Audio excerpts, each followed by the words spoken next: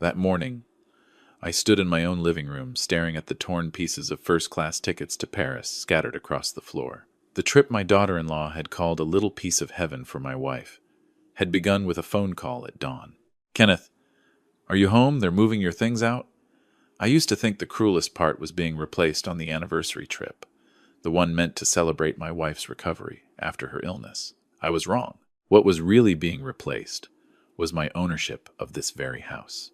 Before I tell you what happened inside these walls, take a moment to subscribe to the channel and leave a comment telling me where you're listening from. Now, let me go back to that morning. The morning I began to understand that the so-called gift was never as simple as I thought. I didn't pick up the torn tickets right away. I stood there for a long time, staring at them, as if they might piece themselves back together and tell me where I had gone wrong. 3 weeks earlier, Emily had walked into my house holding a pale yellow envelope. She hugged Michelle for a long time, long enough that my wife looked a little uncomfortable. Nicholas stood behind her, hands in his pockets, eyes avoiding mine.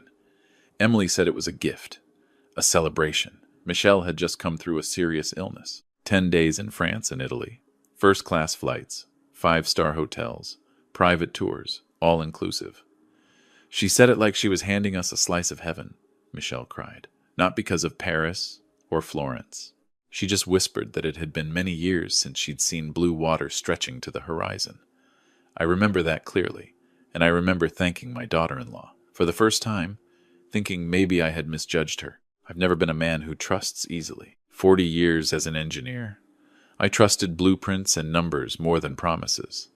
But that day, I let my guard down. I thought maybe family eventually finds its balance. Departure day came faster than I expected.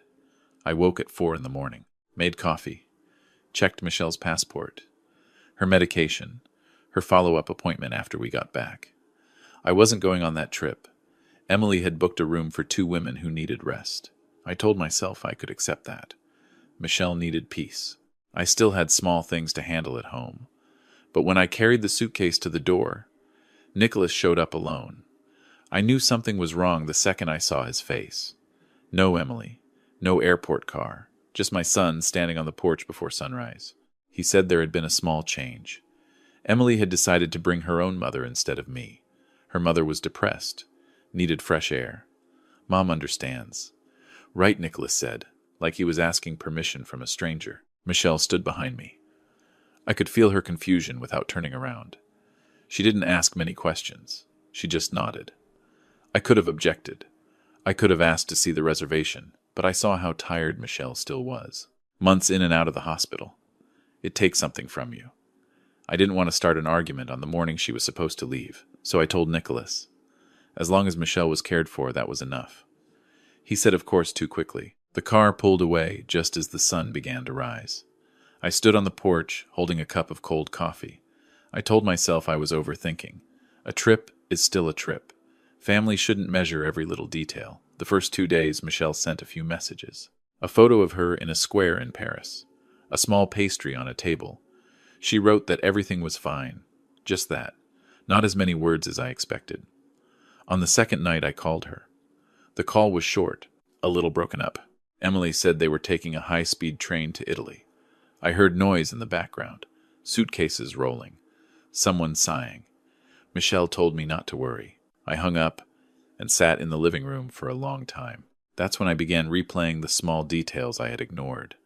Emily offering to hold on to some of Michelle's documents for travel insurance. Her careful questions about our home ownership when we refinanced a few years back.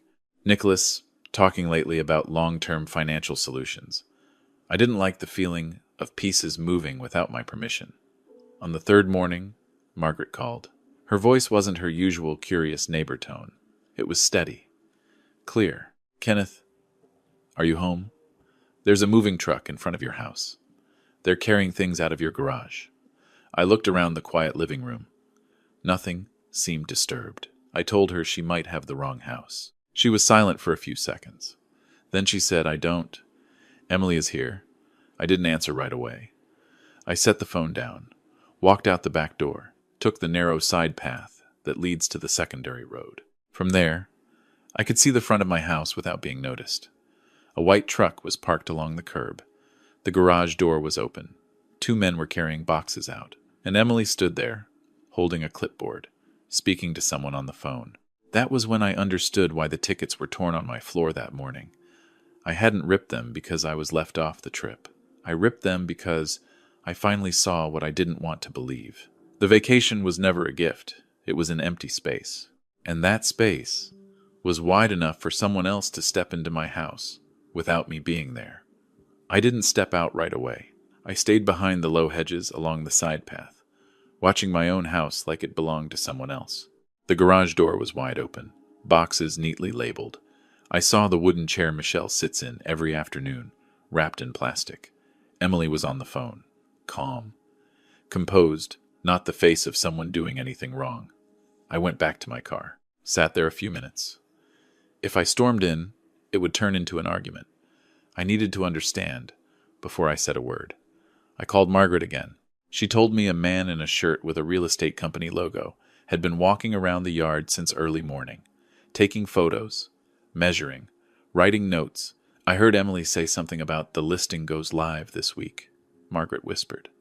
I thanked her. Then I did what 40 years of engineering taught me to do. Check the data. Before reacting, I opened my phone, pulled up the local property listings.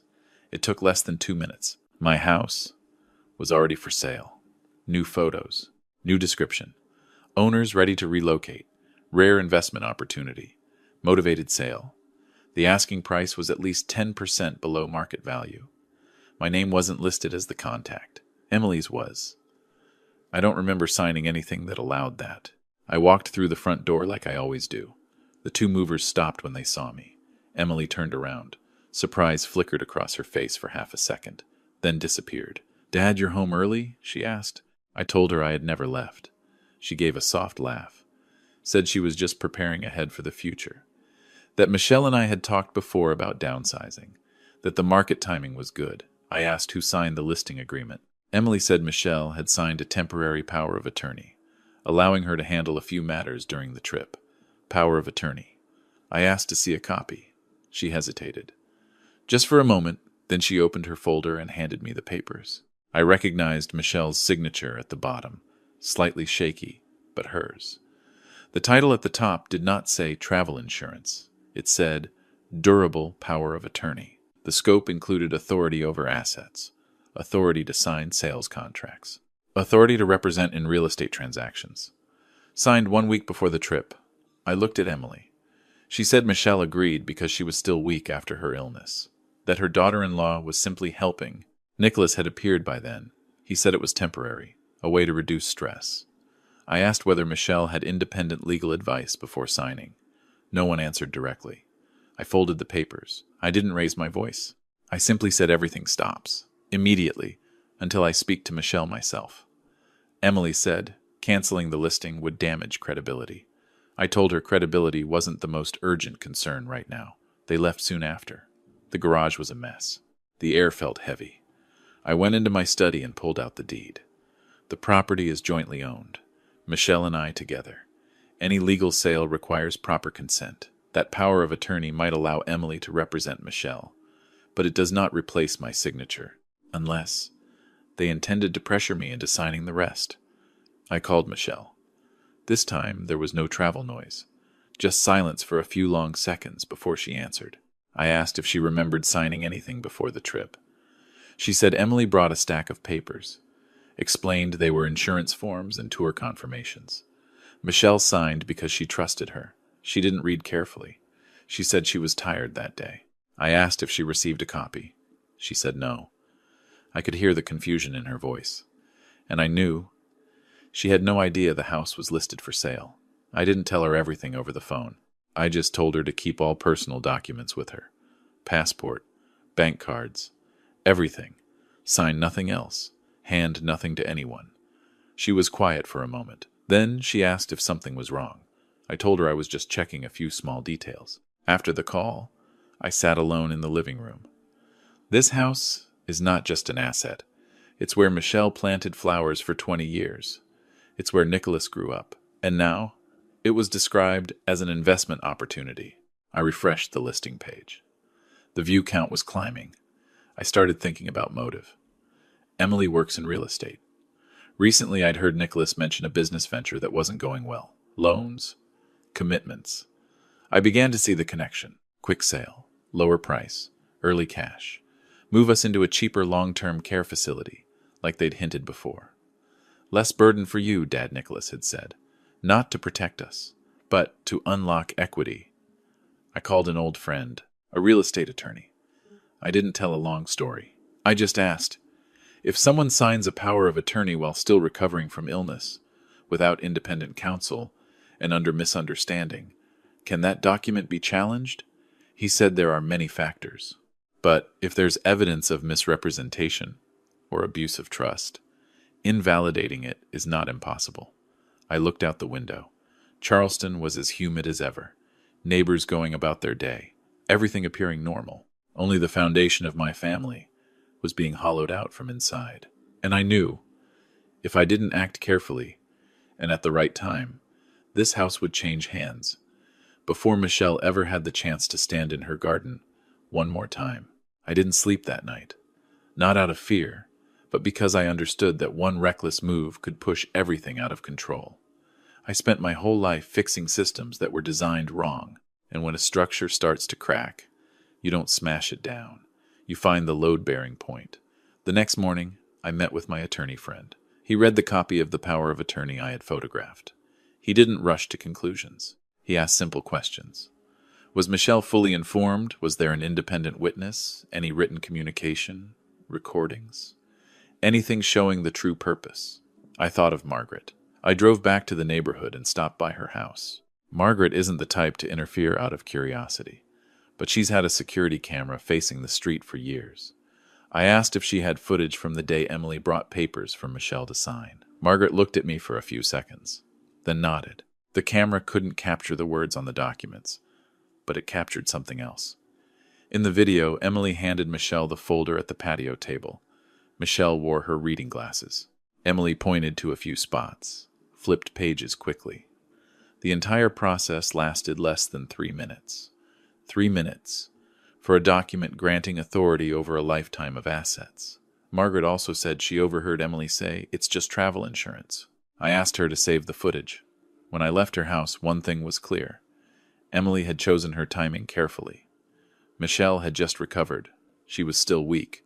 She trusted her daughter-in-law. She was preparing for a dream trip. And I was not present. But even a careful plan has weak points. I reviewed my bank and credit card statements. The deposit for the travel company had been charged to my credit card, a high-limit card I reserved for major expenses. I didn't remember handing it over.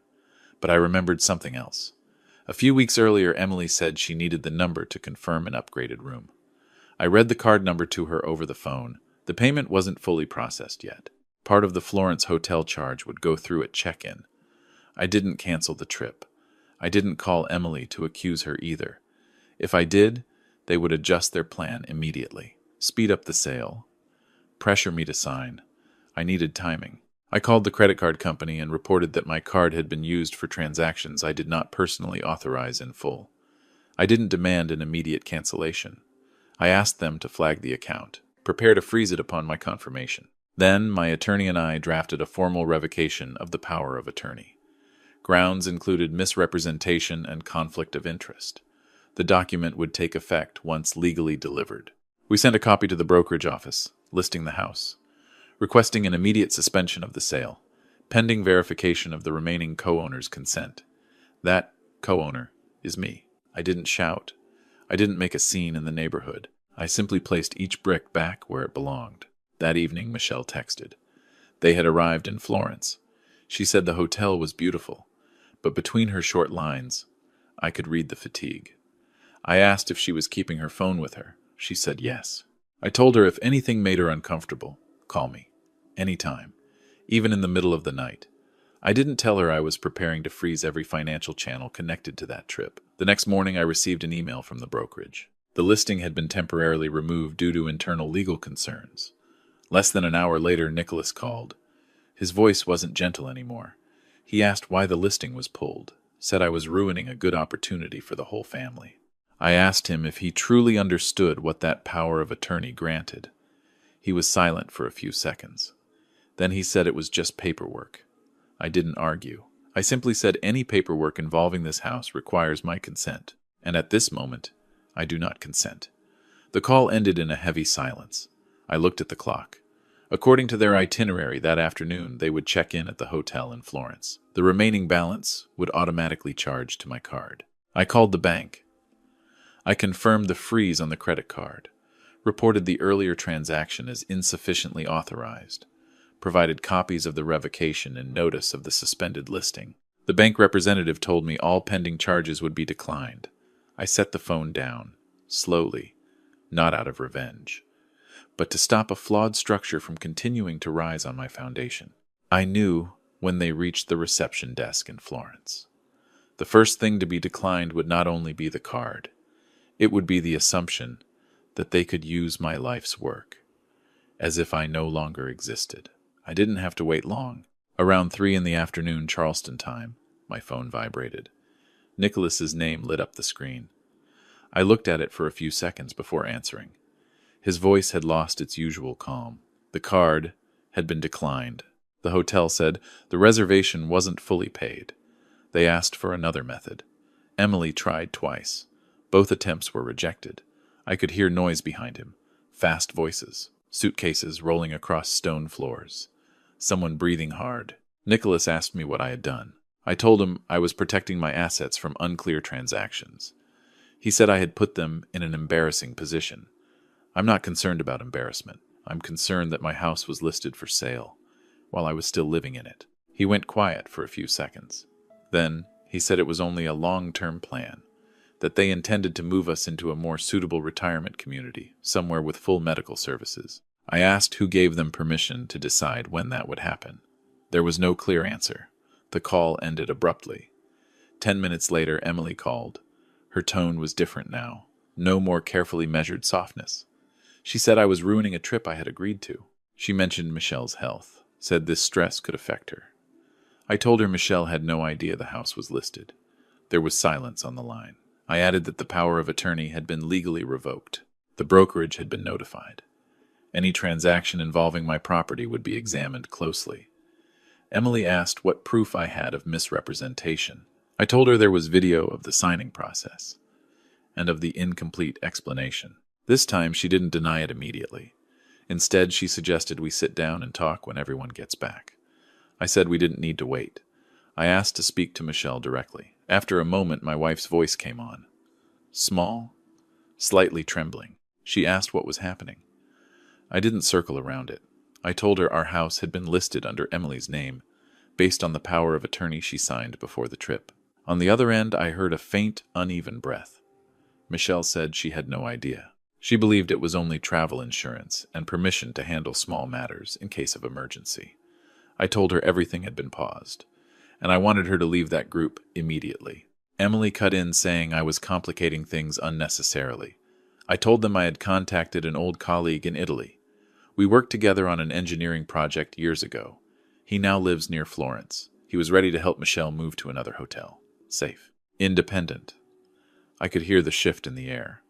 Nicholas asked if I was trying to divide the family. I told him family is not divided by truth. Family breaks when truth is hidden. The call ended in heavy silence. That evening, Michelle texted. She had left the original hotel. My friend met her in the lobby. No shouting, no scene, just a quiet departure. Emily and Nicholas stayed behind. I don't know how they managed that night, but the next morning, Nicholas called again. No anger this time, just exhaustion. He said they had moved to a smaller hotel near the airport. They had no available payment method left. He said I had taken things too far. I asked him whether listing our home for sale while we were away was not already too far. He said they were trying to relieve immediate financial pressure, that Emily's project was struggling, that after selling the house they planned to reinvest and take better care of us. I listened. I didn't interrupt. Then I told him something I had prepared in advance. The trust fund I had planned to leave to Nicholas, established years ago as part of our family's financial plan, had been revised. I had signed documents transferring its full value to a local charity that supports elderly victims of financial exploitation. On the other end, There was a long silence. Nicholas asked if I was joking.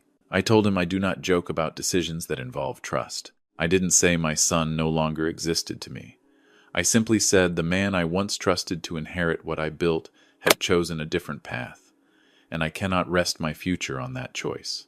The call ended without goodbye. That night, Michelle called from her new room in Florence. Her voice was steadier. She said she felt like she had just woken from a long sleep. She truly believed everything had been for our benefit. I told her our greatest mistake was not trusting people. It was trusting. Without verifying. We talked longer than usual. Outside my window, Charleston was quiet. But I knew that across the ocean, another structure was collapsing. Not because I wanted it to, but because it had been built on dishonesty. And when that foundation is removed, everything above it finds its true place. After that night, nothing ended immediately. Nicholas and Emily returned to Charleston earlier than planned. No more photos of plazas. No elegant dinners. No proud captions. They came back quietly. I didn't go to the airport. Michelle returned 2 days later with my friend. When I saw her step through the gate pulling her small suitcase, I realized I had been holding my breath for days. We didn't talk much on the drive home. Just simple questions. Was the flight all right? Are you tired? But between those questions, something had shifted. That evening, Michelle sat at the kitchen table, the same table where she had signed those papers. She placed her hand on the wood and said I didn't read carefully. I told her the responsibility wasn't only about reading or not reading. It was about the person who chose to explain it dishonestly. The days that followed were quiet and legal. My attorney sent formal notice revoking the power of attorney. The brokerage confirmed cancellation of the listing agreement.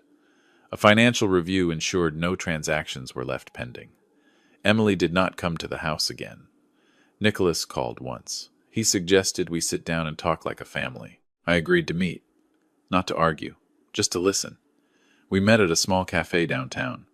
Nicholas looked older than he had just weeks before. He said financial pressure pushed them to believe selling the house was the most reasonable solution. He said they planned to move us into a quality care facility and invest the rest to stabilize things.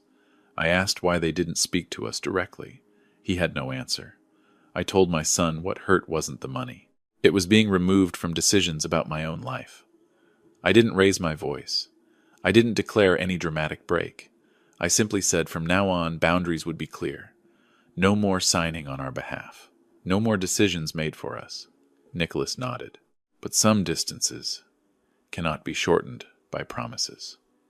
A week later, Michelle and I sat together in the living room. The house was secure, but the old sense of safety wasn't fully intact. Michelle said she didn't want to live under quiet suspicion. Every time she looked around, she remembered how close this home had come to being handed away without her knowing. I asked her what she wanted. She said she still wanted to see the ocean, not on a postcard, not in someone else's photos. So we began discussing something that had once been only a passing thought, selling the house. But on our terms. Not because we were pushed, because we chose to. We worked with a different agent. Transparent. Independent counsel. The price reflected true market value. The transfer was handled with preparation and control. When we signed the contract, I looked at Michelle. This time she read every page slowly. So did I. We didn't move into a retirement facility. We bought a luxury RV. Comfortable, safe, flexible enough to stop wherever we wished. The day it rolled out of Charleston, I looked back at the street we had lived on for nearly 30 years. I expected regret. Instead, I felt light. Nicholas and Emily stood at a distance. They didn't step closer. I didn't ask them to. Our relationship isn't what it once was, but it isn't destroyed. It has simply been placed where it belongs now, with clear boundaries. We drove south, first toward the coastline, where the air turns saltier and the horizon opens wide. Michelle sat beside me, window slightly open. The wind moved through hair that had grown thinner after long months of illness. She said she wasn't afraid anymore. I understood that feeling. Some losses can't be avoided. Some trust never returns in the same shape. But we still have the right to decide our own lives. I once believed my greatest asset was that house, or that trust fund. Now I know it's the ability to stand steady when everything around you shakes. Family is not guaranteed by blood. It's built on respect and honesty. The RV kept moving down the highway. Ahead of us was open road. No hidden contracts. No decisions made behind our backs. Just Michelle and me. Two people who have lived long enough to understand that freedom isn't a gift someone hands you. It's something you protect every day with clarity and self-respect. And this time, no one signs for us. If my story makes you think about trust, about boundaries, about protecting what you've spent a lifetime building, take a moment to subscribe to the channel, press like, and share this video with someone you care about. We can't choose how others behave, but we can choose how we respond. With clarity, with dignity, and with kindness that isn't blind. Family is more than blood. It's responsibility, transparency, respect, even when money and interest enter the room. Thank you for listening to my story all the way to the end. I value every one of you who stayed.